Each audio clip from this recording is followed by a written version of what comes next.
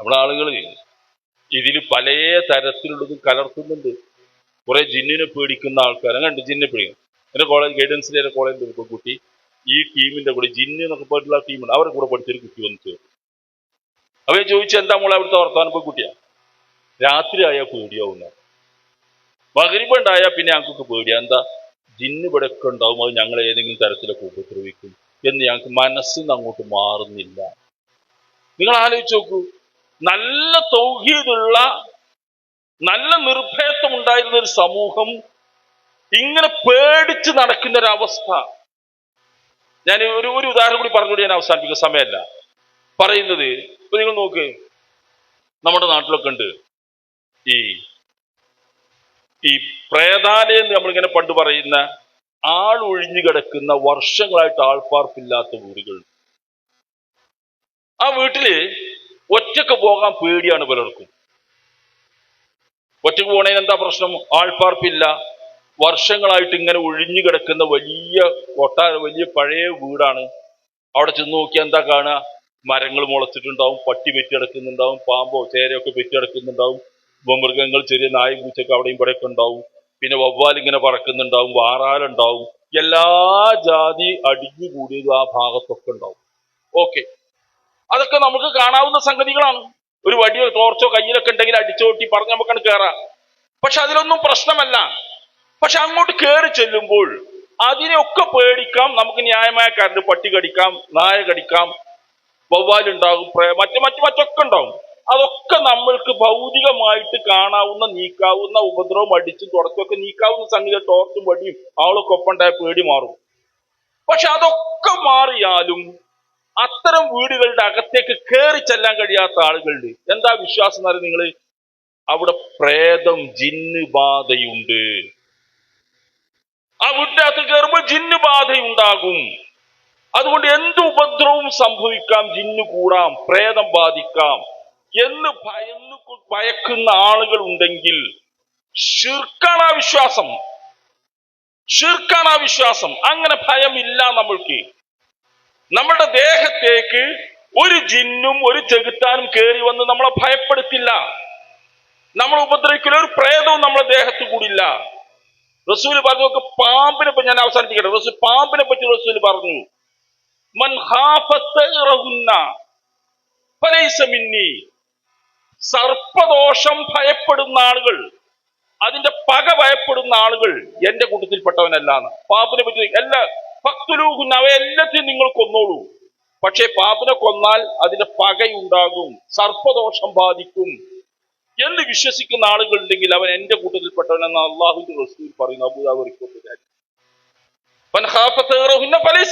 അതിന്റെ പക ഭയപ്പെടുന്ന, പാമ്പിന്റെ ദോഷം ഭയപ്പെടുന്ന ആളുകൾ ഉണ്ടെങ്കിൽ അവർ എന്റെ കൂട്ടത്തിൽപ്പെട്ടവരല്ല. നോക്ക്, നമ്മുടെ ആളുകൾക്കുണ്ട് പാമ്പിനെ പേടിക്കാ, കൊത്തുന്നുള്ള പേടിണ്ട, പക്ഷെ പാമ്പിന്റെ ദോഷം ബാധിക്കും. സർപ്പക്കാവ് പാലും മുട്ടയൊക്കെ കൊടുത്ത് വളർത്തുന്നവരുണ്ട്. അത് ഭയമാണ്. ആ ഭയമാണ് ശിർക്ക്. ഞാൻ അവസാനിപ്പിക്കുന്നു. അള്ളാഹു അല്ലാത്ത ആരെയും ഒന്നിനെയും, അവന്റെ ഒരു സൃഷ്ടി, എല്ലാം അവന്റെ ഒരു സൃഷ്ടിയെയും, ജിന്നാകട്ടെ മലക്കാകട്ടെ മനുഷ്യനാകട്ടെ അശരീരിയായിട്ടുള്ള എന്തായാലും ശരീരമുള്ളതാകട്ടെ വൈബിയായ രീതിയിൽ മറഞ്ഞ വഴിക്ക് ഭയപ്പെടുന്നു എന്ന അവസ്ഥയുണ്ടെങ്കിൽ അത് ശിർക്ക് കലർന്ന ഭയമാണ്. അല്ലദീന ആമനൂ വലം യൽബിസു ഈമാനഹും ബിളുൽമിൻ ഉലൈക ഹുമുൽ അംനു വഹും മുഹ്തദൂൻ. നല്ല വിശ്വാസമുള്ള ആളുകൾ. അസ്സലാമു അലൈക്കും. ഇത് ഈ പിശാച് ബാധിക്കുന്ന ഷിർക്കാണെന്നുള്ളതൊക്കെ യുക്തിവാദമാണ്. പിശാച് ബാധിക്കുന്നുള്ളത് ഹദീസുകൾ സ്ഥിരപ്പെട്ടു വന്ന സംഗതിയാണ്. നാസർക്ക് ഇത്തരം യുക്തിവാദത്തിന്റെ ആളാണെന്ന് അറിയാം. പിന്നെ ഈ സലീം സുലമി പറയുന്നതും ശരിയല്ല, യുക്തിവാദമാണത്, തെറ്റാണ്, കുഫ്റാണ്, പച്ചയായ കുഫ്റാണത്. പിശാച് ബാധിക്കുമെന്നത് ഹദീസിൽ സ്ഥിരപ്പെട്ടു വന്ന വിഷയമാണ്. അതുപോലെ തന്നെ ജമിയത്തുൽ ഉലമ വ്യക്തമായി അംഗീകരിച്ച വിഷയമാണ്. അസ്സാം വലൈക്കും വറഹമത്തുള്ള. 29 സെക്കൻഡിൻ്റെ ഒരു വോയിസ് ഇങ്ങനെ കേട്ടപ്പോഴേ പ്രതികരിക്കണം തോന്നി. പൊതുവെ ഇത്തരം വേർക്കേണ്ട പ്രതികരിക്കേണ്ട ആൾക്കാരല്ല നമ്മൾ, നമുക്ക് അതിലേറ്റ താല്പര്യമില്ല. പിന്നെന്താണെന്ന് വെച്ചാൽ ചോരയും നീരൊക്കെ കൊടുത്ത് ഈ പ്രസ്ഥാനത്ത് അങ്ങനെ താങ്ങി നിർത്തുന്ന കുറേ സാധാരണക്കാരായ സാധുക്കളായ ആളുകളുണ്ട്. അവർ തെറ്റിദ്ധരിക്കാൻ സാധ്യതയുണ്ട്. കാരണം എന്താണെന്ന് വെച്ചാൽ അടുത്ത കാലത്ത് നമ്മുടെ സംഘാടകർക്ക് സംഭവിച്ചിരിക്കുന്ന ഒരു അപജയമുണ്ട്.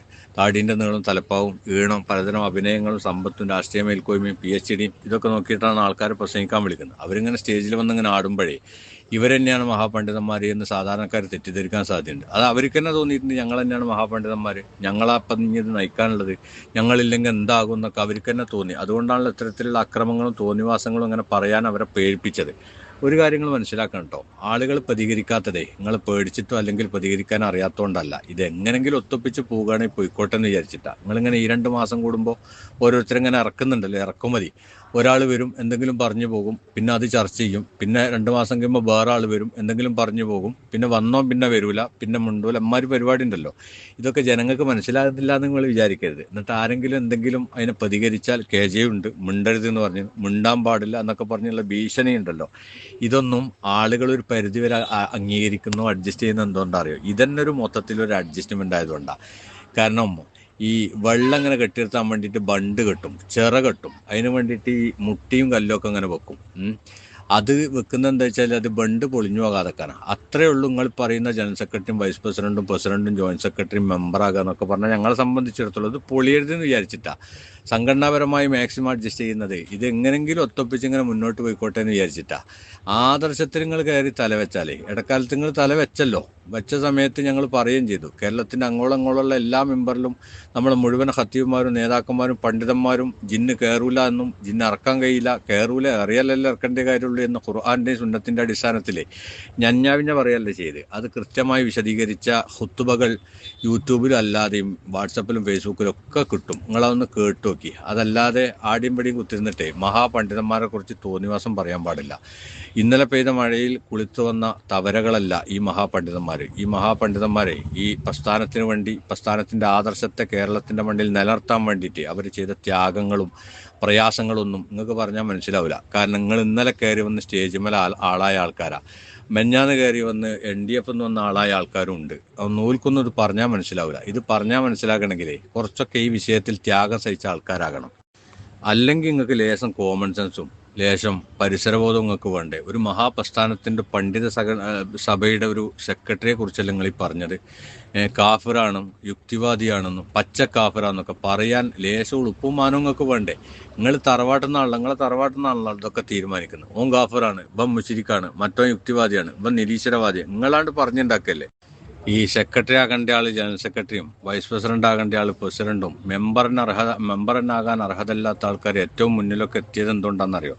അതൊരു അഡ്ജസ്റ്റ്മെന്റ് ആയതുകൊണ്ടാണ്. അത് പാണ്ഡിത്യത്തെ അളക്കാനുള്ള അളവുകോലായിട്ട് നിങ്ങൾ കണക്കാക്കരുത് കേട്ടോ. നിങ്ങൾക്ക് അന്തസ് ഉണ്ടെങ്കിൽ നിങ്ങൾക്ക് നാളെ മുതൽ അടുത്ത വെള്ളിയാഴ്ച മുതൽ എല്ലാ മിഹ്റാബിലും കയറിയിട്ട് ഇതൊന്ന് വിശദീകരിച്ചാണ് ജനങ്ങൾ തീരുമാനിച്ചു തരും എന്താ ഉള്ളതെന്നുള്ളത്. അതിനുള്ള ധൈര്യം ഉണ്ടെങ്കിൽ നിങ്ങൾ ആടിയും പടിയും വന്നിട്ട് ഇങ്ങനെ കെട്ടി പ്രസംഗിച്ചിട്ട് കാര്യമില്ല, അതൊന്നും പറഞ്ഞിട്ട് കാര്യമില്ല, ഓനെയും ഇവനെയും കാഫിറാക്കിയിട്ട് കാര്യമില്ല. നിങ്ങൾക്ക് ആണത്തൻ്റെ നിങ്ങൾ അതാ ചെയ്യേണ്ടത്. ഖുർആന്റെ സുന്നത്തിന്റെ അടിസ്ഥാനത്തിൽ നിങ്ങൾ മിഹ്റാബിലൊന്ന് പറയും. അപ്പോൾ ജനങ്ങൾ നിങ്ങൾക്ക് പറഞ്ഞുതരും എന്താണ് ദീന് എന്നത്. ഓക്കെ, അസ്സലാമു അലൈക്കും.